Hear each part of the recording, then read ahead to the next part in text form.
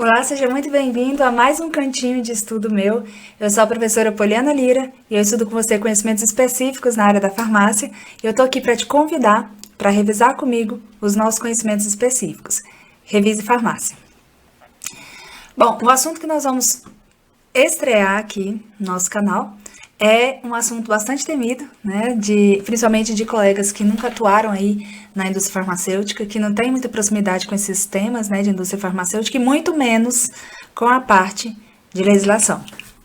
O farmacêutico às vezes menospreza alguns temas durante a graduação porque já entra ali predisposto a alguma área específica, né, da farmácia, ou análises clínicas, ou a parte clínica mesmo, né, farmácia hospitalar, farmácia clínica, gestão, e acaba se distanciando um pouco da indústria farmacêutica. Algumas regiões também do país acabam não favorecendo muito esse interesse do farmacêutico em relação a esses temas.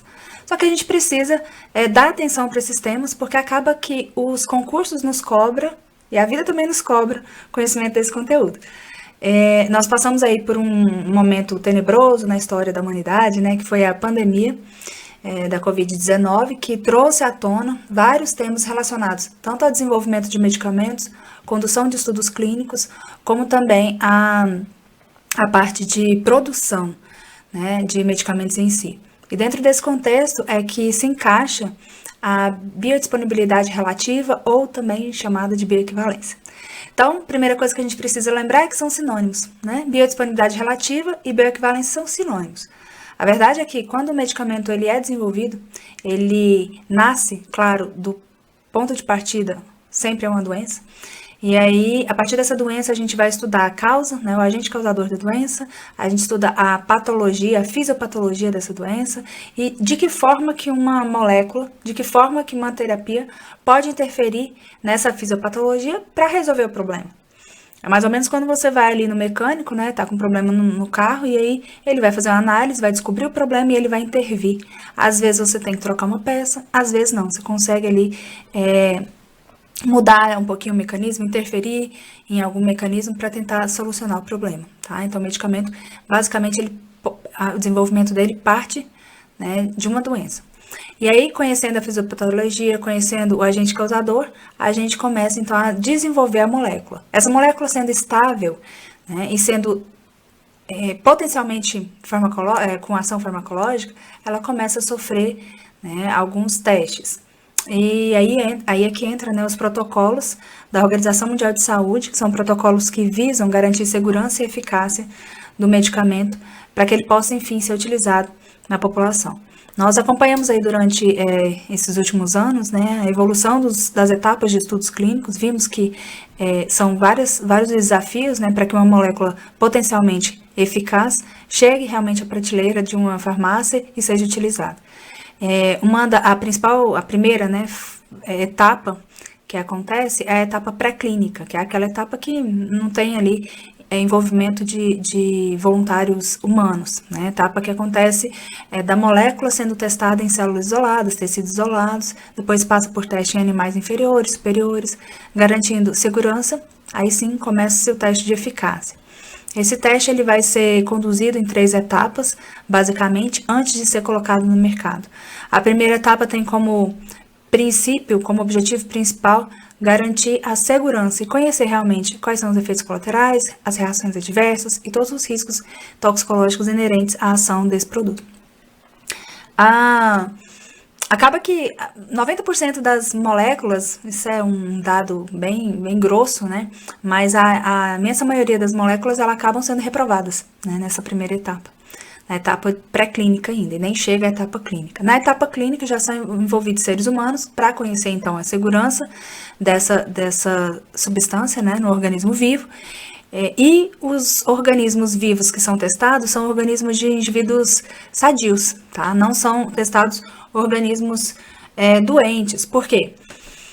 Porque a doença, ela seria uma variável a mais, né, no estudo do medicamento. Então, basicamente, a ideia, como é testar realmente a segurança da molécula, acaba que a gente precisa de um ser humano sadio, e aí qualquer interferência ali, com certeza foi né, veio ali da ação do medicamento. A ideia, a grosso modo, é basicamente essa. Então, é estudar mais a segurança mesmo. Passando dessa etapa, aí são envolvidos voluntários doentes, já com aquela doença-alvo, e esses voluntários, eles vão ser submetidos a ensaios e a análises, né, a observações de profissionais, para estudar não apenas a segurança, mas agora a eficácia. Então, você observa que a primeira ideia é garantir que aquilo não vai fazer mal, não vai piorar a situação, né, do paciente. E aí sim, depois, garantindo a segurança, aí sim vamos pensar na eficácia. Então, essa etapa 2, ela envolve já indivíduos doentes, e esses indivíduos, então, são avaliados em relação à exposição daquele medicamento, né, novo, são avaliados em relação tanto à segurança como à eficácia.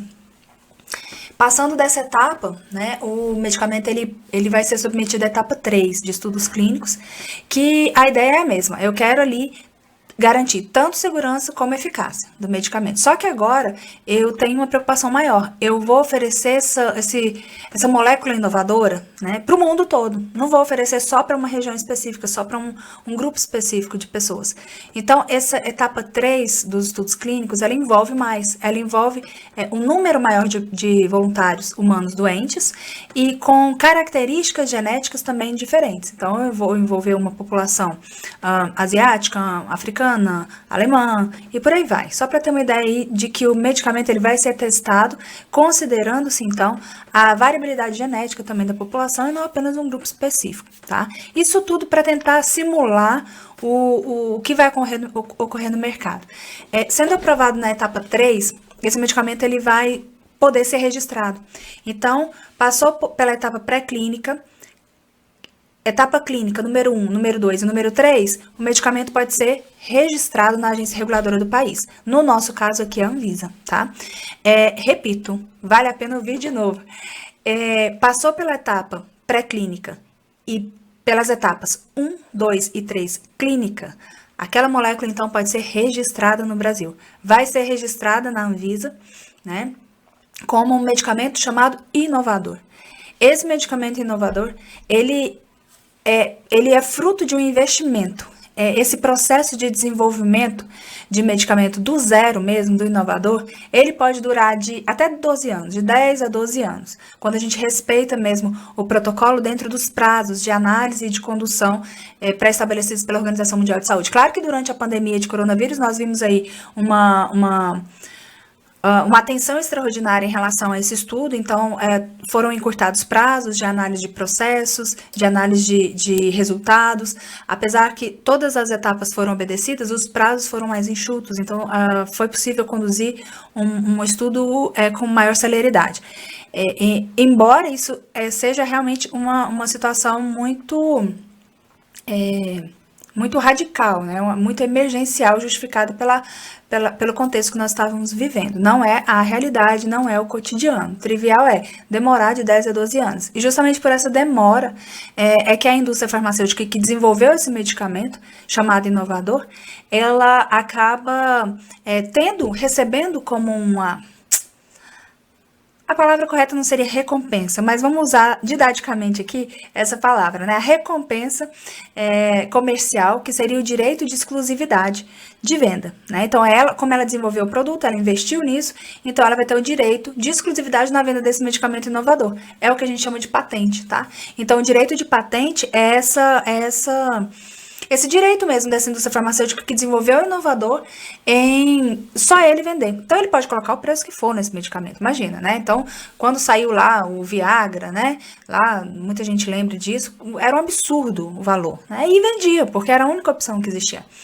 Tá? Imagina uma indústria farmacêutica desenvolver um medicamento que cura a Covid-19, né? Então, com certeza ela poderia colocar o preço que for, que o mundo inteiro compraria.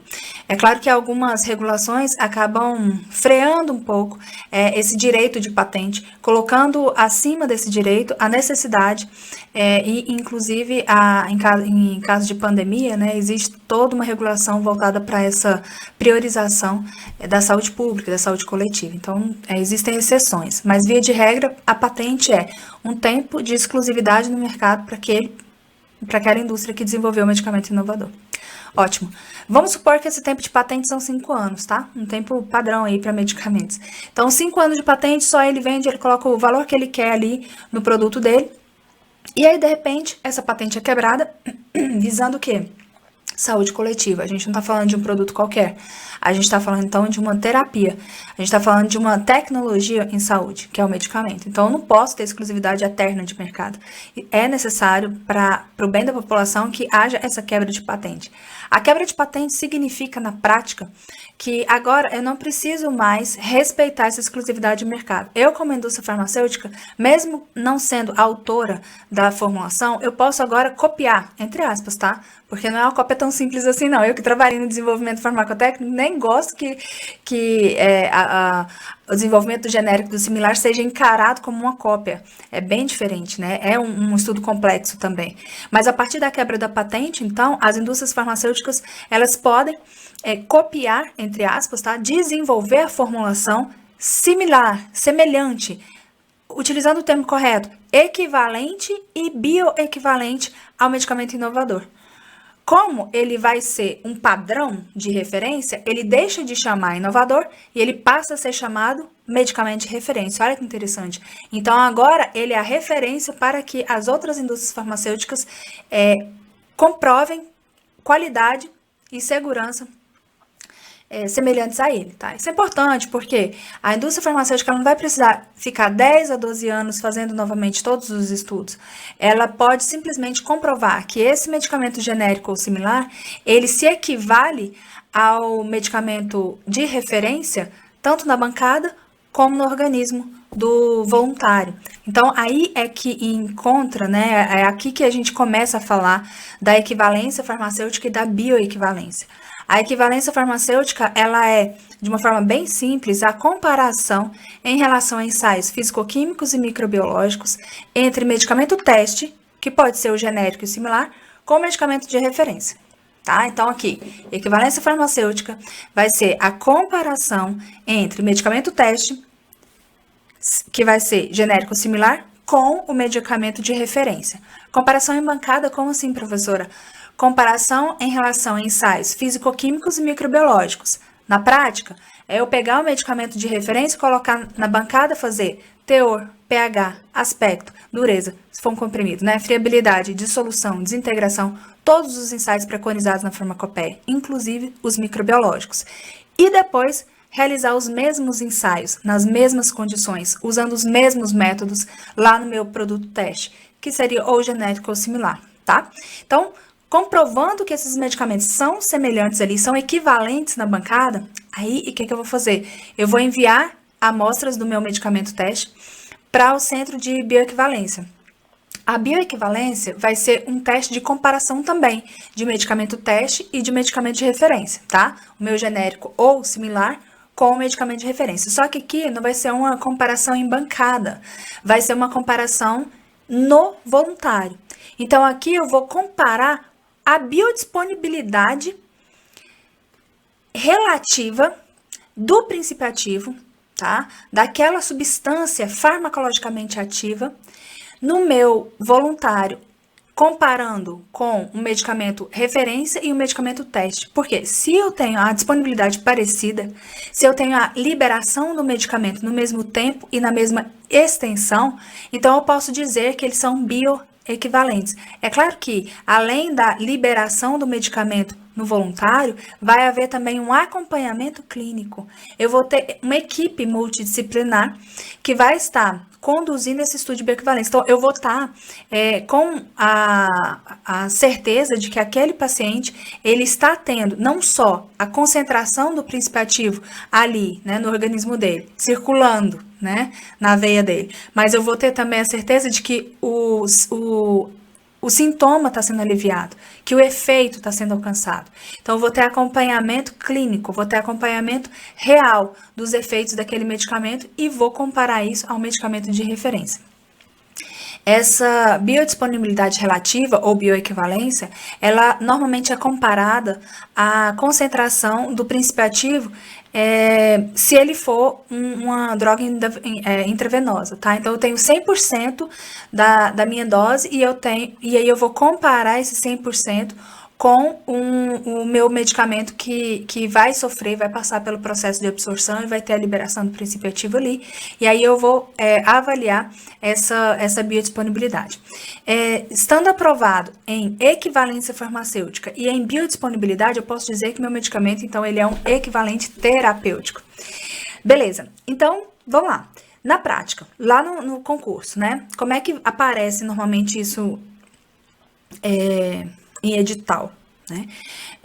Muitas vezes aparece só o termo mesmo, né? Bioequivalência e biodisponibilidade relativa. Mas algumas vezes aparece assim, olha, análise de relatório de bioequivalência ou biodisponibilidade relativa. O que a gente tem que lembrar? Primeiro, onde que eu encontro esse conteúdo, tá? Onde que eu busco esse conteúdo para estudar? A gente tem algumas normas que vão nortear exatamente essa etapa de registro de medicamentos, tá? Então, a gente tem, por exemplo, RDCs, resoluções da diretoria colegiada, né? Eu vou dar alguns exemplos aqui de RDCs que vão regular essa parte de medicamentos e o interessante é que a parte de indústria farmacêutica, de registro de medicamentos, de alterações pós-registro, ela é bem amarradinha no Brasil. Então, não é complicado estudar se você tiver, claro, coração aberto. Muita gente tem coração fechado, viu, para estudar conteúdo de indústria farmacêutica. Então, tá. Então, a gente tem aqui algumas normas. E uma delas é a Resolução 136 de 2003, que é uma norma que trata sobre o registro de medicamento novo, tá? Em 2014, teve a publicação de uma outra resolução, que é a de número 60, mas isso também, esses números, essas normas, isso hoje, né, é interessante eu saber se a prova for esse mês, mas é muito importante que você faça acompanhamento dessa regulação, porque ela é alterada, né, anualmente você tem ali, ó, muitas atualizações normativas na Anvisa, e se você não acompanhar, você acaba ficando perdido, tá? A gente pode citar aqui, por exemplo, a RDC 136, que foi revogada, né, pela resolução número 60 de 2014, mas que o assunto dessa norma é o quê? É o registro de medicamento novo, tá? Então, para registrar medicamento novo no Brasil, você precisa conduzir estudos de biodisponibilidade relativa, tá? Então, você precisa, é um ensaio obrigatório e é um ensaio caro, caríssimo, tá? Então, na ocasião do registro, você já tem essa obrigação de conduzir esse ensaio. E na ocasião da alteração pós-registro, depois que você é detentor do registro, já está no mercado há muito tempo e tal, você quer alterar o registro, incluindo alguma nova concentração, alguma nova farmacêutica, enfim, alterando de alguma forma o seu registro, ou mesmo essa norma também abrange o cancelamento do registro. Pode ser que você simplesmente, você como indústria farmacêutica, eu digo, né, não tenha mais interesse comercial naquele produto. Acontece muito com o inovador, né? O inovador, ele ganha tanto dinheiro no começo, quando ele está ali naquele momento de patente, que daí depois que quebrou a patente, ele fica ali uns 3, 4, 5 anos e fala, quer saber? Vou investir em outro inovador, não quero saber desse negócio de ficar dividindo o mercado com ninguém, não. E a indústria farmacêutica que tem, né, poder aquisitivo aí, e tem essa visão aí inovadora, ela acaba investindo em novos medicamentos e abandona, né, manifesta o desinteresse comercial no produto. Enfim, então nós temos aí normas que vão regular o registro do medicamento e nela está expressa a necessidade do estudo de bioequivalência e normas que vão também regular a alteração, inclusão pós-registro. Exemplo de norma, RDC 48 de 2009. É uma norma que ela vai dispor sobre a realização de alteração, inclusão, suspensão, reativação e cancelamento pós-registro de medicamentos.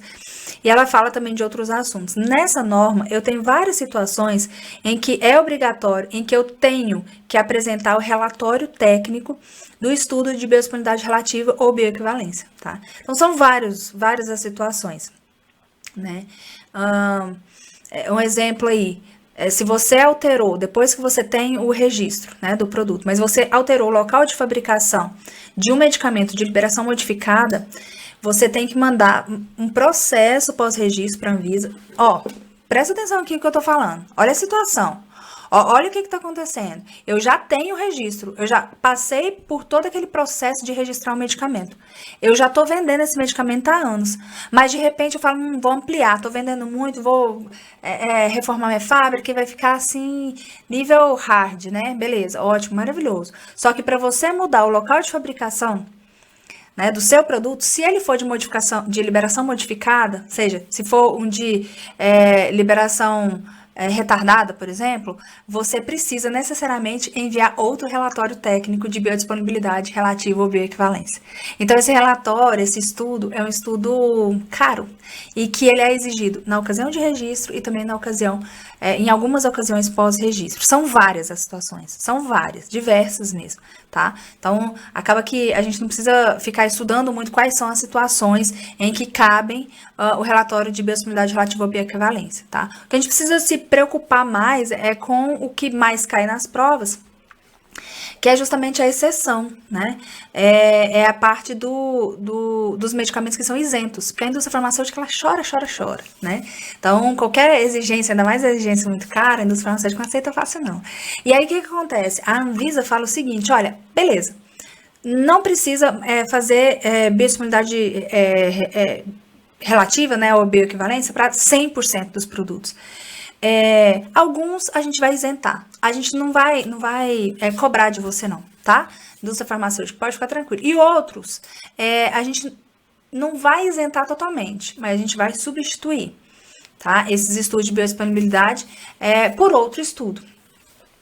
E aí que entra, né, a resolução número 37, de 3 de agosto de 2011. Essa resolução, ela é um guia, né, justamente para nortear a isenção e a substituição de estudos de biodisponibilidade ou bioequivalência, tá? Então, é ali que você vai ver os critérios para que um medicamento realmente seja isento de biodisponibilidade relativa à bioequivalência, e é uma economia enorme, né, para a indústria farmacêutica. Por isso que ela tem interesse em comprovar que os medicamentos dela têm aqueles requisitos para que eles sejam dispensados, tá?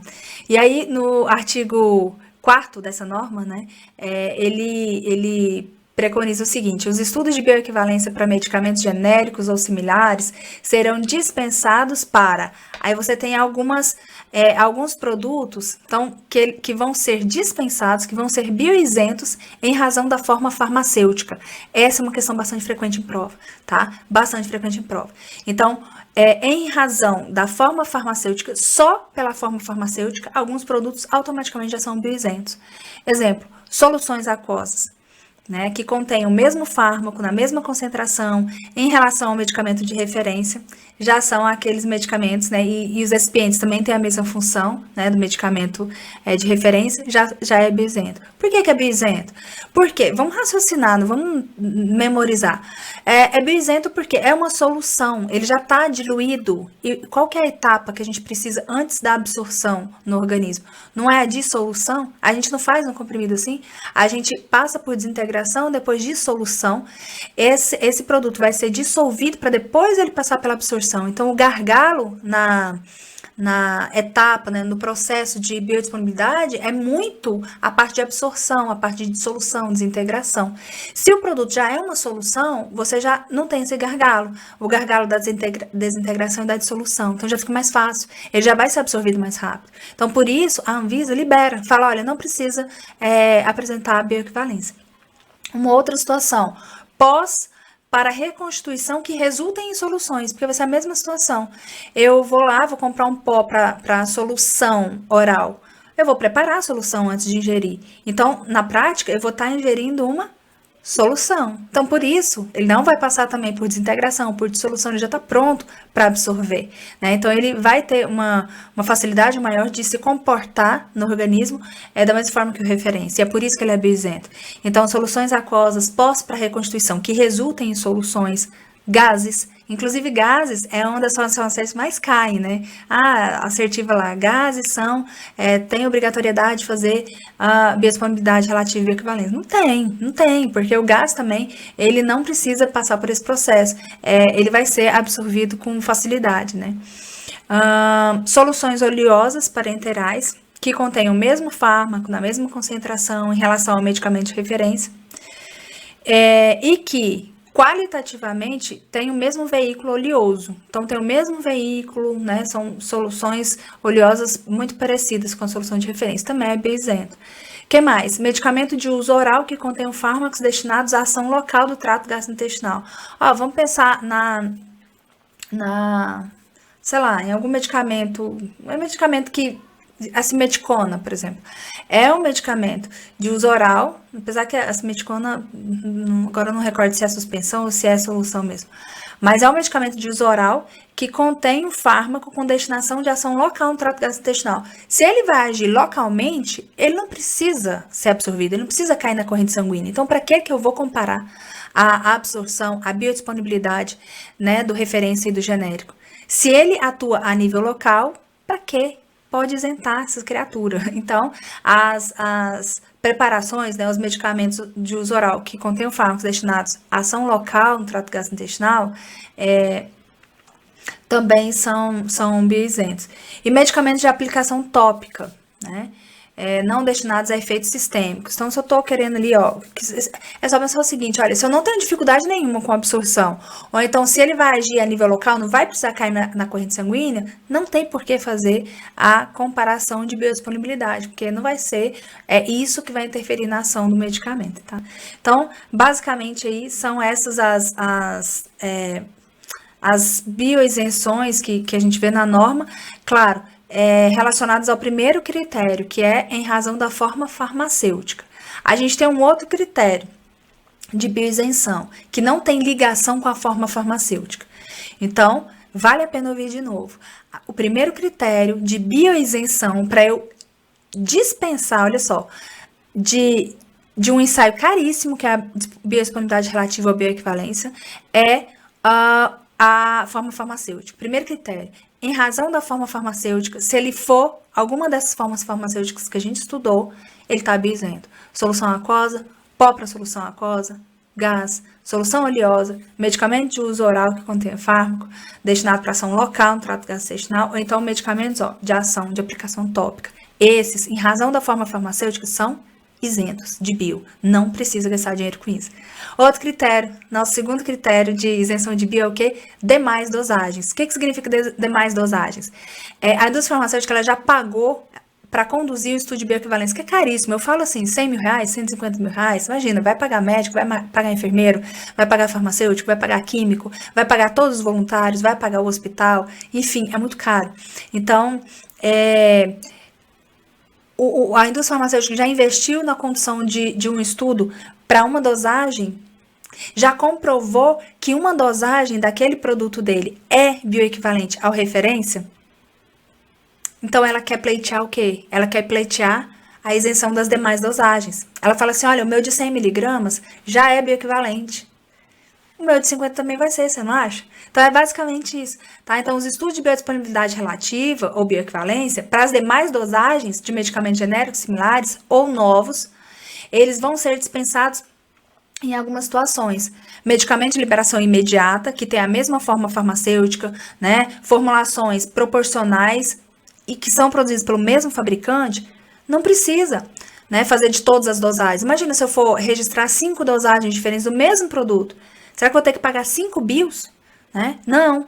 Então, um critério de isenção de bio também é o quê? As demais dosagens. Você conduz de uma e das demais você está isento. Tá? E o segundo bioisento em razão das demais dosagens são medicamentos de liberação retardada. Então, os de liberação imediata caem nesse critério de isenção. E os de liberação retardada ou prolongada, que são de mesma forma farmacêutica, mesmo mecanismo de liberação. Então, lá na farmacotécnica a gente estuda, né, os mecanismos de liberação, matriz hidrofílica, matriz hidrofóbica, bomba osmótica, lembra aquilo? Aquelas tecnologias de liberação, né, de liberação modificada de fármaco, se eu tiver a mesma tecnologia, ok. Se a formulação é proporcional, se é produzido pelo mesmo fabricante, no mesmo local de fabricação, poxa, se você faz a de 100 miligramas, já conduziu, já confirmou que é bioequivalente, então não precisa conduzir a outra, tá? Tá bioisento também. Então, esse é um tipo de medicamento que também tá bioisento. Beleza? Que mais? E a terceira o terceiro critério, né, utilizado aí para bioisenção é o que mais cai em prova, né? São os medicamentos que são bioisentos, ou seja, não precisam fazer bioequivalência, baseado no sistema de classificação biofarmacêutica, tá? Esse sistema de classificação biofarmacêutica, ele tem que estar na ponta da língua, não tem jeito, tá? Então, esse sistema de classificação biofarmacêutica, ele leva em consideração critérios, e um dos critérios é exatamente a solubilidade, tá? Então, a gente precisa saber o que é um medicamento, um fármaco, né, considerado altamente solúvel. É só pensar o seguinte, olha, se um fármaco, ele é altamente solúvel, será que eu preciso preocupar? Por mais que ele seja uma suspensão, se ele é altamente solúvel, será que eu preciso preocupar em fazer a bio dele? Né? Será que eu não posso isentar se ele comprovar de fato que ele é altamente solúvel? Né? Sobre isso que a gente vai falar na parte 2 aqui do nosso estudo de bioequivalência farmacêutica, que a gente busca aqui fazer uma revisão junto com você e facilitar o seu estudo aí na área da farmácia. Eu espero você. Tchau, tchau.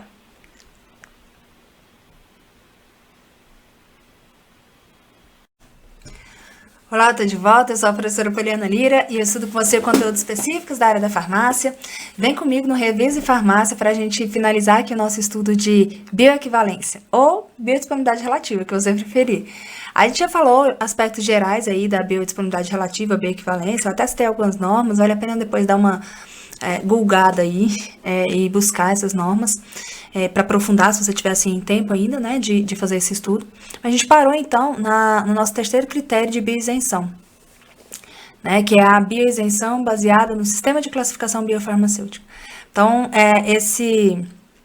esse critério, né, tá lá na resolução 37 ainda, que a gente está estudando, e assim, de uma forma bem simples, porque eu acredito muito que se a gente tá explicando uma coisa, né, conversando sobre um assunto, e esse assunto, no final das contas, ainda fica complicado, significa que a explicação não foi muito boa.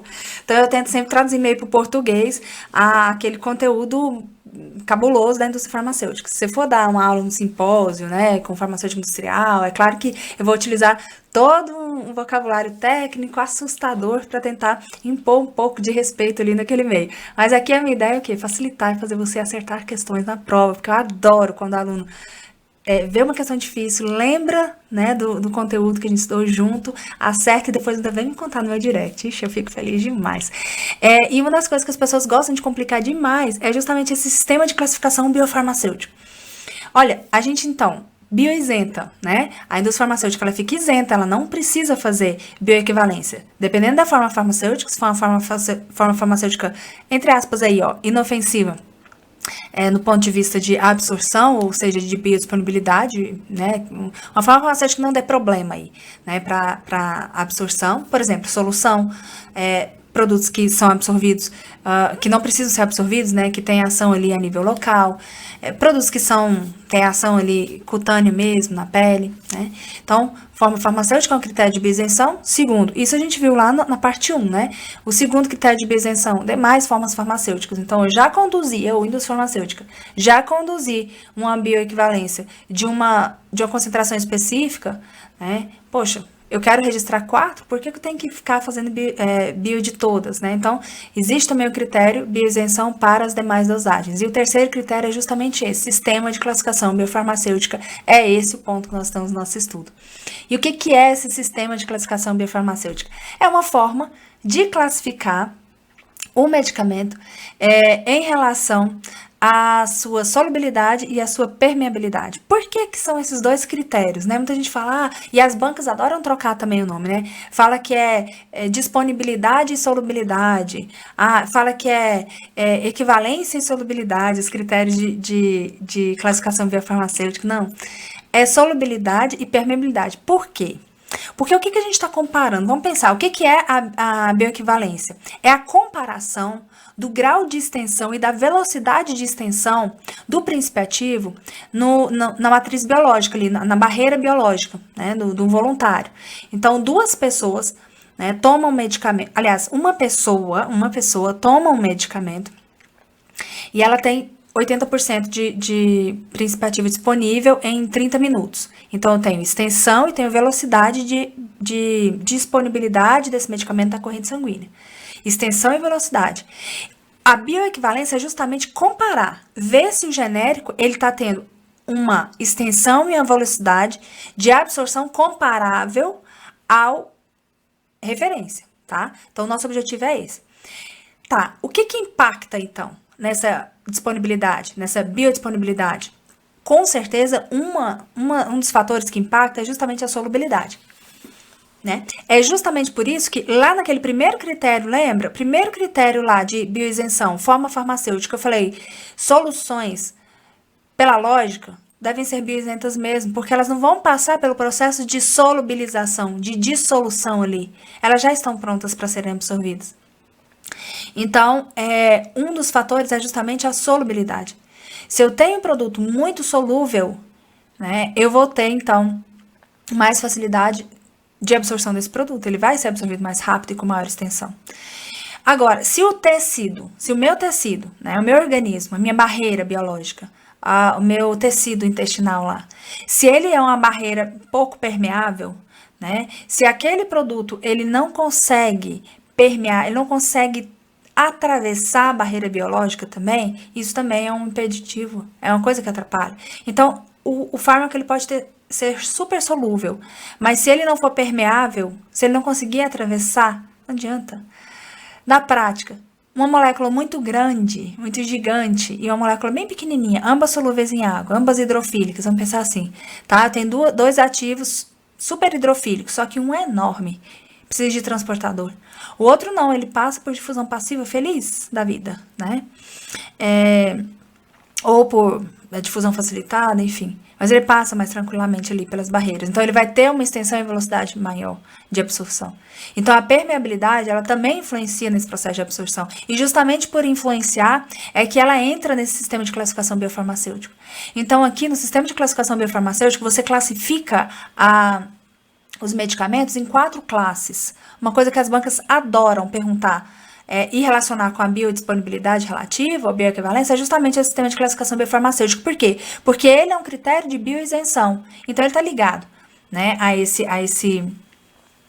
tema. E lá na análise de relatório de bioequivalência, eu preciso analisar esse relatório, eu preciso saber que determinado medicamento foi isento de uma fase, ou foi isento de todo o estudo de bioequivalência em razão justamente disso. Às vezes não ocorre a bioisenção completa, mas ocorre o quê? A substituição, tá também no guia. Né? É um guia para isenção e substituição de estudo de biodisponibilidade relativa e bioequivalência. Essa substituição significa o quê? Você não precisa fazer bio, mas você tem que fazer um perfil de dissolução comparativo, que é um estudo que vai simular a liberação do fármaco em 3 meios biológicos: água, ácido e tampão. Né? Então, você não isenta totalmente, mas alguns você substitui pelo perfil de solução comparativo. Beleza, professora, mas volta lá no sistema de classificação, porque eu estava quase entendendo quando você mudou de assunto. Tá, sistema de classificação biofarmacêutica divide, então, em 4 classes o medicamento. Classe 1, classe 2, classe 3 e classe 4. Primeira coisa que a gente tem que saber, o que é avaliado? Solubilidade e permeabilidade, nessa ordem, tá? Solubilidade e permeabilidade. Classe 1, eu vou sempre lembrar, alto. Classe 1, alto. Então, alta solubilidade, alta permeabilidade. Classe 4 tá lá embaixo, não tá? Tá lá embaixo. Classe 1 tá lá em cima. Top 1. Classe 4 é a última classe, tá lá embaixo. Então, é baixo os dois. Baixa solubilidade, baixa permeabilidade. Então, 2 classes você já acerta, tá? Classe 1 e classe 4. A classe 1, como tem alta solubilidade, né, e alta permeabilidade, a gente vai observar que normalmente são medicamentos com boa absorção, né, e essa absorção normalmente ela é controlada unicamente pela taxa de esvaziamento estomacal. Se o estômago estiver vazio, então vai absorver facilmente. Por quê? Vai ter uma boa biodisponibilidade, com certeza. Por quê? Porque é um medicamento que é tão fácil como permeável. Fácil de solubilizar como permeável, tá? Então, classe 1, ele vai passar. Classe 2, tá. Vamos lá para 4. Falei só da 1 e da 4, né? Então, alto, alto. Agora, baixo e baixo. Classe 4. Classe 4 é um medicamento que tem baixa solubilidade e uma baixa permeabilidade. Então, em relação à absorção, né, a velocidade e o grau da absorção vão ter que ser consideradas caso a caso. Então, medicamentos da classe 4 dificilmente vão ser isentos. Na verdade, eles não vão ser isentos, tá? Você vai ter que comprovar que eles têm a mesma biodisponibilidade. Beleza? Agora, beleza. Classe 2 e classe 3. Classe 2, eu vou lembrar aqui. Classe 2, a solubilidade é baixa, tá? Classe 1 é alta, classe 2 é baixa. Então, a permeabilidade é alta, são contrários, tá? Tanto a classe 2 como a classe 3 são contrários. Então, eu tenho a classe 2, solubilidade baixa, permeabilidade, então, alta. E a classe 3 é o contrário da 2, tá? Então, é só fazer isso. Então, classe 3, solubilidade alta e permeabilidade baixa. Então, assim eu consigo lembrar as características de cada uma das classes do sistema de classificação biofarmacêutica. Sensacional, professora. E daí? O que tem a ver isso, né? E daí que lá na nossa norma, quando a gente estava estudando a bioisenção baseada no sistema de classificação biofarmacêutica, a gente estava justamente vendo que existe uma instrução normativa, né, citada na RDC, que é a instrução normativa número 4, de 3 de agosto de 2011. Essa instrução normativa, o que ela faz? Ela me dá uma lista de fármacos candidatos à bioisenção baseada no sistema de classificação biofarmacêutica. Então, na prática, eu, indústria farmacêutica, não quero fazer bio, né? Eu quero economizar esse dinheiro. Então, o que eu faço? Eu vou lá, olho na instrução normativa número 4. Não, primeiro eu olho a forma farmacêutica, né? Se encaixa em alguma forma farmacêutica que dá para isentar, eu já tô feliz. Mas se pela forma farmacêutica eu não consigo bioisentar, o que eu faço? Ai, meu Deus, eu vou correr ali para as demais dosagens. Eu faço de um e tento liberar das outras. Mas será que eu não consigo liberar, né? Conseguir isenção de todas? Deixa eu ir lá na instrução normativa número 4. A instrução normativa número 4, ela me dá uma lista. É isso que ela faz. Ela me dá uma lista de fármacos que são candidatos à bioisenção baseado justamente nesse sistema de classificação biofarmacêutica. Então, vamos supor, eu vou lá, meu produto é dipirona. Eu que sou uma amante de dipirona. Mentira, viu? Eu sou ativista. Eu odeio dipirona. Acho que dipirona deveria ser proibido no Brasil, como é proibido em países aí que a política de medicamentos é mais robusta, vou usar esse termo aqui, tá? Então tá, sou ativista de dipirona, mas aqui não, aqui eu vou brincar que eu gosto de dipirona, tô desenvolvendo dipirona e tal, mas não quero pagar a bio. Aí eu vou lá, olho na instrução normativa e falo, olha que delícia, dipirona é o 4º nome lá da instrução normativa número 4. Então, é um candidato a ser um medicamento bioisento, considerando o sistema de classificação biofarmacêutica. Ah, beleza. E como é que eu faço isso? Ela vai ser, eu vou lá, eu vou pegar a minha dipirona e eu vou olhar para ela e vou saber que a isenção, ela vai ser aplicável para os medicamentos genéricos e similares ou novos que estão dentro da instrução. Opa, o primeiro critério eu já atingi. A dipirona tá nessa lista. E o que eu tenho que fazer como indústria farmacêutica para conseguir essa isenção? Eu tenho que apresentar prova de alta solubilidade dessa dipirona. Eu tenho que provar que ela é considerada altamente solúvel, tá? E como que eu provo que ela é altamente solúvel? Essa é uma das questões que mais cai em prova e que estão relacionadas com biodisponibilidade, sabia? É o artigo 9 da Resolução 37. Ela fala o seguinte, ó, um fármaco será considerado altamente solúvel se a sua maior dose administrada, tá? Então, tem 100, 300, 500 miligramas, eu pego a maior dose administrada oralmente, né, como uma formulação de liberação imediata. Essa dose tem que estar descrita na bula. É uma dose de administração descrita na bula. Se essa dose se solubiliza completamente em até 250 ml de cada uma das soluções tampão utilizadas dentro da faixa de pH fisiológico, de 1,2 a 6,8. Eu quero traduzir isso em português. Eu não trouxe aqui meu copo d'água, mas eu adoro, na hora, né, quando eu vou apresentar essa definição, pegar um copo d'água. Adoro, porque é uma forma bem fácil e, assim, favorece muito a memorização desse conceito. Esse conceito, ele cai muito, ele cai com umas trocazinhas, às vezes, de de termos, né, da banca maldosa, que é inimiga da gente, ela troca algumas coisas e acaba confundindo a nossa cabeça, e o copo d'água ajuda super. Eu esqueci de trazer o copo d'água aqui agora, mas eu vou tentar aqui ilustrar. Então, o que é um fármaco considerado altamente solúvel? É um fármaco que a sua maior dose, descrita lá na bula posológica, né, vai se solubilizar completamente em até 250 ml, é um volume de mais ou menos um copo d'água, tá? 250 ml. É claro que existem copos e copos, né? Mas um copo médio aí de água. Então, um copo ali, 250 ml, de cada uma das soluções tampão utilizadas dentro da faixa de pH fisiológico. Qual é a faixa de pH fisiológico nosso? Vai ser 14, né? A gente não vai ter nada tão básico.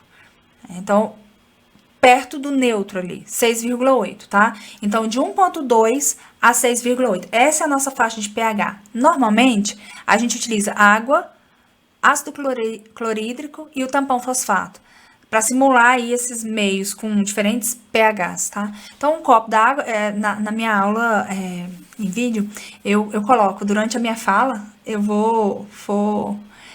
coloco um comprimido e vou deixando ele ali sozinho, sem agitação, sem nada, ele começa a se desfazer. Quando ele é altamente solúvel, faz aí, né? Pega aí depois na sua casa um medicamento, coloca num copo d'água ali, a temperatura ambiente. Pode ser água mesmo. Se ele for altamente solúvel, ele vai se desfazer completamente, em minutos. Ele começa a se desintegrar, dissolver ali espontaneamente. Se eu consigo comprovar que a metipirona, eu, indústria farmacêutica, consigo comprovar que a metipirona é realmente altamente solúvel, sabe o que acontece? Eu consigo a isenção dela, tá? Só que não é tão simples assim, né? Colocar num copo d'água e pronto, acabou. Eu tenho que respeitar algumas condições. Então, eu tenho que testar no mínimo 3 condições de pH, pH 1.2, pH 4.5 e pH 6,8. Eu tenho que utilizar pelo menos 3 replicatas para cada uma das condições. Então, 3 replicatas para 1.2, 3 para 4.5, 3 para 6.8. Eu tenho que ter um coeficiente de variação menor do que 5%, porque eu vou fazer a dissolução. Então, eu vou analisar a porcentagem de princípio ativo que realmente dissolveu naquele meio, tá? E meu coeficiente de variação tem que ser no máximo 5%. A banca adora trocar esse nome, coloca esse número, né? Coloca 10%, tudo que é número, a banca gosta de trocar. Uma falta de criatividade absurda. Mas é bom, que a gente acaba acertando as questões, né? Enquanto eles não mudarem aí o costume deles, a gente continua acertando as questões aí que vão cair. Tem que usar um método específico, tá? Um método de estudo de solubilidade e equilíbrio chamado Shake Flask. Esse método, ou diagrama de fases, é um método que está descrito na farmacopeia e que é esse método que vai ser usado para que a indústria comprove que aquele produto dele, não é só colocar no copo d'água, não, que aquele produto dele é considerado altamente solúvel. Claro, todos os métodos utilizados, tudo que você for utilizar para provar para a Anvisa alguma coisa, tem que ser método validado, tem que ser método farmacopeico, né? E todo aquele parangolê. O que acontece? A indústria farmacêutica, ela tem que ir lá e entregar os dados, né? As provas lá que o medicamento ele tem rápida dissolução a partir da forma farmacêutica. Tem que ter, no mínimo, 85% do fármaco dissolvido em até 30 minutos. Esse critério de aceitação, ele é importantíssimo para fins de análise de relatório de bioequivalência, né? Porque quando você não vai fazer a bio, você vai justificar a isenção, você tem que colocar lá o valor. Então, se a banca te mostrar um resultado, né, de produto, falando que ele é bioisento, porque ele fez o teste lá de Shake Flask, ou diagrama de fases, e ele utilizou os meios, fez as replicatas, e que no final tinha 80% em 30 minutos do fármaco dissolvido, esse produto não deveria ter sido bioisento. Então, você tem que analisar dessa forma. Para ele ser bioisento, na hora de apresentação das provas, a indústria farmacêutica ela tem que ir lá e comprovar que o fármaco, ele dissolveu 85% em 30 minutos, em todas as condições testadas. Tanto para o medicamento teste, como também para o medicamento de referência. Então, todas as condições testadas, ele atingiu 85% de liberação, é quase tudo, tá? É uma condição mais do que suficiente, né, para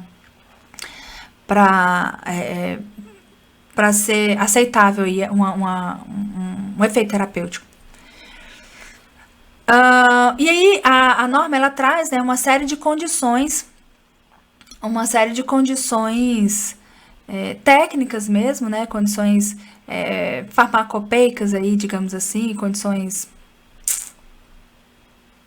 especificações para que a indústria farmacêutica comprove essas condições e para que ela seja bioisenta, tá? Mas o fato é que nem todo mundo é bioisento, né? Então, os produtos que de fato precisam fazer, aqui a gente finaliza então o nosso estudo de bioisenção, tá? Bioisenção tá ok. É muito importante lembrar dos critérios e lembrar desses detalhes que a gente conversou. Agora a gente fala de um outro assunto que é também muito importante e relacionado a esse tema, né? De análise de relatórios de bioequivalência, que é a resolução 1170, de 19 de abril de 2006. Essa resolução, ela traz um guia, mais um guia, só que não é para os isentos. O guia que a gente estava estudando era guia de isenção e substituição, né?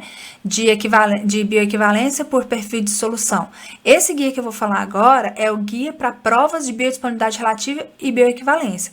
Então, é para, de fato, os medicamentos que lá naquelas normas, lá naquelas RDCs de registro e de pós-registro, são exigidos, né, de serem apresentados esses relatórios. Então, para aqueles medicamentos em que existe a obrigatoriedade de apresentar o relatório de bio, para esses medicamentos eu preciso seguir, né, o guia para provas de biodisponibilidade relativa à bioequivalência. E aqui, em linhas gerais, eu vou falar, mas assim, não dá para a gente aprofundar em tudo, né? Mas aí, se você tiver possibilidade, né, de fazer estudo dessa norma, eu aconselharia fazer, tá? Vale a pena ouvir de novo o número da norma, né? Resolução 1170, de 19 de abril de 2006. Depois abre essa norma aí e dá uma lidinha nela. Você vai observar que esses estudos de bio, eles contemplam 3 etapas, tá? 3 etapas. CAE é o nosso mnemônico. C-A-E, CAE. Etapa, nessa ordem, tá? Etapa clínica. Então, tem que ter etapa clínica, e nessa norma você tem aí uma lista aí, né, dos critérios e das informações que tem que estar contidas nessa etapa clínica. Isso tudo tem que fazer parte do relatório de bioequivalência. Nós temos também a etapa analítica, CAE, etapa C de clínica, né, A de analítica. Então, toda a parte de análise mesmo, né, validação dos métodos, a parte de boas práticas de laboratório, toda essa parte tem que estar descrita na etapa analítica do estudo de bioequivalência. Isso também faz parte de uma análise de relatório de bioequivalência, né? Quando a gente trabalha no desenvolvimento farmacotécnico, a gente tem muito contato com isso, né? Inclusive, a gente sai para almoçar, feliz da vida, quando o nosso projeto passa pela bio, né? Às vezes a empresa até paga, né? Dependendo da prioridade do projeto, a gente ganha um almoço ali, né? Como reconhecimento do nosso trabalho em desenvolvimento do produto, mas faz parte também a gente participar da análise do relatório de bioequivalência, principalmente quando vem alguma exigência, né? A Anvisa, ela recebe esse relatório e ela faz algumas exigências. Essas exigências são documentos oficiais da Anvisa, direcionados, remetidos para a indústria farmacêutica para esclarecer alguma dúvida, né? E o desenvolvimento farmacotécnico, ele auxilia muito, né, no esclarecimento dessas dúvidas. E foi aí que eu tive contato, né, com essa análise de relatório de bioequivalência, né, que hoje eu vejo aí como item de edital de concurso. Fico super feliz, né, de ter sido válido ali a minha experiência e poder trazer e contribuir um pouquinho para sua, né, seu bom resultado e se Deus quiser, para sua aprovação. Então, você pega um relatório de um estudo que foi conduzido. Esse relatório ele tem 3 partes. Uma parte clínica, uma parte analítica, uma parte estatística. Daí vem o CAE, tá? C-A-E. Parte clínica, analítica e estatística. Então, a parte clínica é toda a parte clínica mesmo. Resultados clínicos dos voluntários envolvidos nesse estudo. Nessa comparação. Alguns voluntários tomaram medicamento teste e tomaram medicamento de referência e houve uma comparação clínica de alívio de sintoma. Então, isso está relatado na primeira parte, na parte clínica do relatório. A parte analítica, ela envolve dados relacionados a boas práticas de laboratório, relacionados a método analítico e bioanalítico envolvido, né, nesse estudo, e também validação desses métodos, tá? E a última parte é a parte estatística. tem uma tabelinha estatística e tal. E claro, você vai ter ali uma diferença, né? Tem esse coeficiente de variação, né? Tem todos aqueles dados estatísticos ali, que eu não tenho saudade, né? Que a gente estudou lá na faculdade, que eu não tenho a menor saudade, mas que estão descritos também no relatório de bioequivalência nessa etapa, que é a etapa estatística, tá? Então lá você vai ter a metodologia que é utilizada, você vai ter todos os cálculos, um dos cálculos ali, são vários cálculos, na verdade, são cálculos farmacocinéticos, né? Você vai ter ali a área sobre a curva sendo calculada, pico de concentração plasmática, meia-vida de eliminação, e toda a comparação entre esses indicadores farmacocinéticos num olhar estatístico, né? Com a significância estatística. Então, existe também, como vários assuntos, né, existe um guia, né, para planejamento e execução da etapa estatística de estudos de biodisponibilidade relativa e bioequivalência, porque esses guias acabam ajudando o trabalho da indústria, né? A indústria, ela é normalmente gerenciada por farmacêuticos, dirigida por farmacêutico. Então, não é a melhor, né, o profissional mais expert em todas as coisas, especialmente em estatística. Então, para elaborar e para saber esclarecer direitinho os cálculos relacionados à estatística, uma das etapas que compõe o relatório, existe esse guia aí, que é o Guia de Planejamento e Execução da Etapa Estatística de Estudos de Biodisponibilidade Relativa e Bioequivalência. Então, basicamente, são essas 3 etapas que compõem o relatório e são as etapas que a Anvisa ela pode ter dúvidas, né? Alguma tabela estatística pode faltar, algum dado clínico pode faltar, né? Alguma comprovação, né, necessária, alguma dúvida mesmo do auditor, né, lá da Anvisa, do fiscal da Anvisa, pode surgir e ela vai ser remetida à indústria farmacêutica em forma de exigência, que tem um prazo para ser respondido, a indústria responde, até que esse relatório seja de fato avaliado, haja uma conclusão da Anvisa em relação a esse relatório, e aí ele vai ou aprovar ou reprovar aquele registro, né? Não só baseado no relatório de bioequivalência, mas também baseado no relatório de equivalência farmacêutica. Bom, a gente poderia falar aqui mais 2, 3, talvez até 4 horas, né, sobre esse assunto. Poderia abordar a substituição também da bio, né, no perfil utilizando o perfil de dissolução comparativo.